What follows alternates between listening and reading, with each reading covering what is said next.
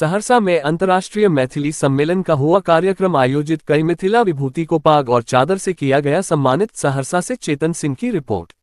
अंतर्राष्ट्रीय मैथिली सम्मेलन को लेकर मिथिला विभूतियों को पाग और चादर से सम्मानित किया गया और मैथिली भाषा के महत्व को लेकर महत्वपूर्ण चर्चा की गई।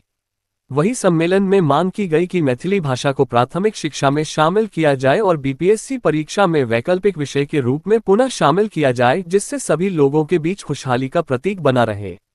इस अवसर पर बैद्यनाथ झा बैजू और डॉक्टर कुलानंद झा ने कहा कि मैथिली भाषा को अष्टम अनुसूची में शामिल करने के बावजूद राज्य सरकार इसके प्रति उदासीन है।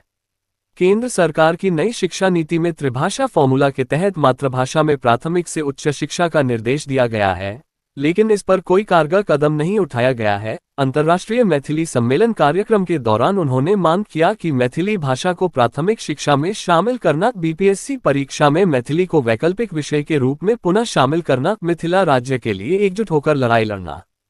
प्राथमिक शिक्षा हमारे समाज के विकास के लिए महत्वपूर्ण है। ये हमें सोचने और समस्याओं का समाधान करने की क्षमता प्रदान करती है। प्राथमिक शिक्षा में नैतिक मूल्यों, ज्ञान, स्वास्थ्य और जीवन शैली का विकास होता है, जो हमें समाज में सक्रिय भूमिका निभाने में सदैव मदद करता है।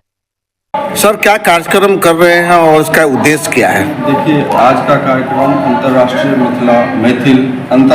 मिथिला मैथिल कार्यक्रम है। मिथिला सम्मेलन है, मैथिल सम्मेलन है।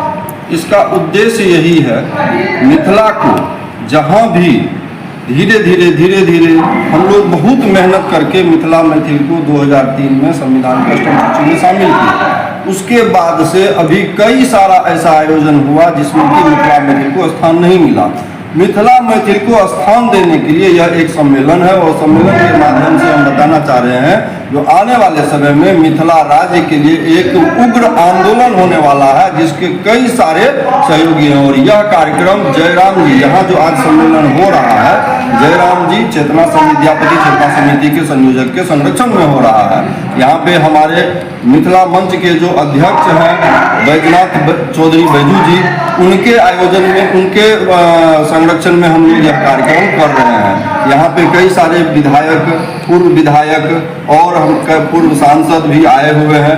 कई सारे गणमान्य शहर के गणमान्य व्यक्ति भी आए हुए हैं।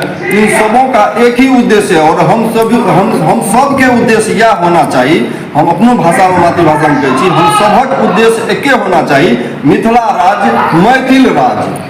एहि द्वारा हमरा सबके जतऽ उतरऽ पड़तै मिथिला के मैथिल राज्य के लिए संघर्ष करे लेल हम सब सड़क से लाकर संसद तक के घेराव करबै और घेराव करके राज्य के जे छै से अपन हक के ला के रहबै। एहि हक लेल जे भी बलिदान दे के हेतै हम सब देबै।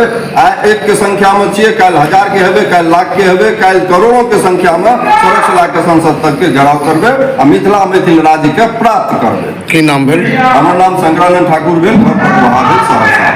इसको लेकर मिथिला सम्मेलन कर रहे हैं, क्या मांग आप लोगों की है और क्या उद्देश्य है इसका? आज अंतर्राष्ट्रीय मैथिली सम्मेलन हो रहा है सहरसा और पूरे मिथिला क्षेत्र में 8 करोड़ मैथिली भाषी और ये 8 करोड़ मैथिली भाषी के भविष्य जुड़ल है। मैथिली भाषा से 8 करोड़ मिथिलावासी के भविष्य जुड़ल है। मैथिली भाषा के साथ साथ एक विकास, जब मैथिली जे समय में बीपीएससी यूपीएससी में चलते रहे, उस समय में मिथिला के जे छात्र रहे ओकरा खातिर बहुत आसान हो रहे बीपीएससी यूपीएससी कम्पीट करना। और एखन जे शास्त्रीय भाषा में नहीं है मैथिली, ओकरा चलते 8 करोड़ मिथिलावासी जे छै ओकरा बहुत नुकसान उठाबे पड़ रहल छै। अष्टम सूची में मैथिली के शामिल कर दिल गए अटल बिहारी वाजपेयी जी के समय में, ओकर बावजूद भी शास्त्रीय भाषा के रूप में एकरा मान्यता नहीं भेटलै। शास्त्रीय भाषा के रूप में मान्यता जा तक नहीं भेटतै ता तक एकर पठन पाठन उचित रूप से नहीं हेतै, एकर बीपीएससी यूपीएससी में एकरा स्थान नहीं मिलते और एकर साथे मिथिला के जे 8 करोड़ मैथिली भाषी छै ओकरा भविष्य पर प्रश्न चिन्ह लागल रहै। संगे सबसे आसान रास्ता है जे मिथिला देश पहले रहे, आइ हम सब मिथिला राज्य के मांग कर रहल छी। जे दिन मिथिला राज्य हमरा सबके भेट जेतै, वही दिन मैथिली अपने आप चरम पर पहुँच जेतै और मिथिला के जे 8 करोड़ लोग छै ओकरा सबके भविष्य सुनहरा भए जेतै और एही खातिर हमसब कार्यक्रम राखलिए और एही खातिर हमसब ई संघर्ष कर रहल छी। डॉक्टर शैलेंद्र कुमार, संरक्षक विद्यापति चेतना समिति।